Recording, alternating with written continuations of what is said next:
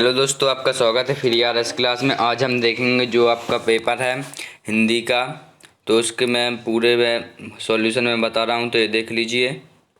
आपका पहले प्रश्न क्रमांक पहला दिया गया है, कवि की भाषा को कहा गया है।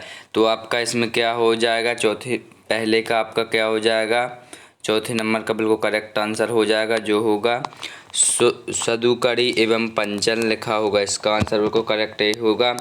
खंड काव्य पथिक निम्न की रचना है, तो इसका क्या हो जाएगा, इसका आपका हो जाएगा, जो हो जाएगा दूसरा हो जाएगा रामनरेश त्रिपाठी हो जाएगा।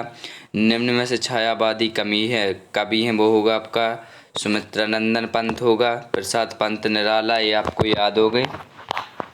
और आपके इसमें पांचवें में दिया अमृता रॉय किस प्रसिद्ध पुत्र के लेखक है, तो इसका आपका आंसर हो जाएगा, जो होगा आपका शेखर जोशी भी नहीं हो गई, वे आपके हो जाएंगे, जो होगा आपका प्रेमचंद होगा। ये हो गया आपकी शेखर जोशी। और कुई की खुदाई के किस औजार पर होती है, इसका आपका आंसर होगा छेनी और हथौड़ा होगा। क्या होगा, छेनी और हथौड़ा। और जनसंचार के माध्यम है, तो आपका होगा जो जनसंचार के माध्यम है उपरोक्त सभी होगा, वो आपको पता ही होगा, उपरोक्त सभी होगा। और चित्रपट संगीत का पर्याप्त माना गया है। अब यहाँ पर खालिस्तान आपको भरना है, तो ये है आपका चित्र। आपको पहला प्रश्न क्रमांक पहले में आपको भरना है, लता मंगेशकर भरना है पहले में। और हिंदी भाषा का पहला समाचार पत्र आया था आपका उदंत मार्तंड आया था। वर्णों की गिनती पर छंद कितने प्रकार के होते हैं, बाणिक होते हैं। और तुम तो उल्लू हो वाक्य में उपयुक्त कीजिए, तो इसका आपका घ नंबर का आंसर बिल्कुल करेक्ट हो जाएगा, जो होगा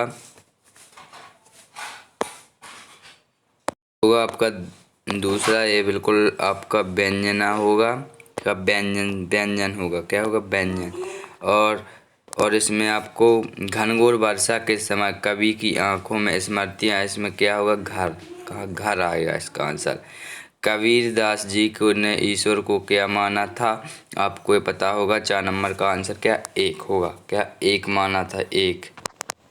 मेरे को एक करेक्ट आंसर बता रहा हूँ आपको।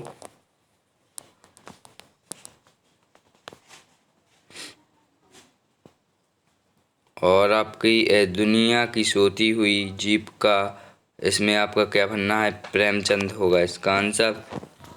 नहीं, नमक का दरोगा होगा। यहाँ आपका छूट गया, तो यहाँ पर आपको क्या भरना है, नमक का दरोगा। नमक का दरोगा।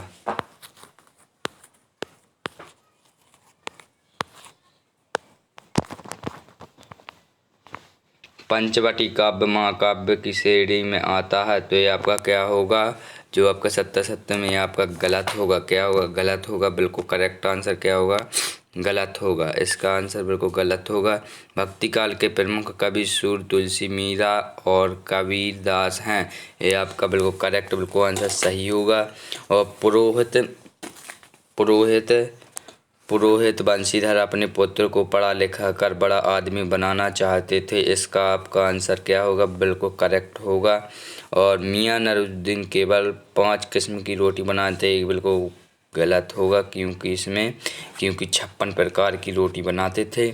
स्वर कोकिला सरोजिनी नायडू को माना जाता है, तो ये आपको बिल्कुल गलत हो जाएगा, क्योंकि नहीं माना जाता है सरोजिनी नायडू को। लता मंगेशकर को माना जाए। सुमित्रानंदन पंत प्रकृति के सुकुमार कवि हैं, ये बिल्कुल सही होगा।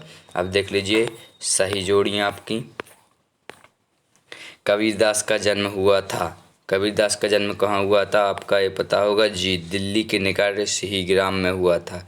क्या होगा इसका, दिल्ली के निकट सिहीग्राम में। तरसी जेरो मोहरे है, तो ये दूसरे का आपका बिल्कुल करेक्ट आंसर क्या होगा, डी नंबर का बिल्कुल मीराबाई होगा। और स्वर सामग्री का आपका पता होगा, लता मंगेशकर, ए नंबर करेक्ट हो जाएगा। अनुपम मिश्र और कहानी उपन्यास सम्राट प्रेमचंद को माना गया, और शेखर जोशी है, गलता लोहा लिखा था आपने को पता होगा। अनुपम मिश्र होगा आपका, जो होगा जो आपका लास्ट का Anupam Mishra. B number correct होगा, राजस्थान की तरह से बूंदे। और आपकी एक शब्द या एक वाक्य में उत्तर लिखना है। पहला है मीराबाई आजीवन किस इष्ट देव की प्रार्थना करती थी। आपका इसमें क्या आंसर हो जाएगा? कृष्ण होगा। क्या? कृष्ण। बिल्कुल आपको यही लिख कर आना है। ईंद का चांद होना मुहावरे की अर्थ है, तो इसका आपका क्या आंसर होगा? ईंद का चांद होना।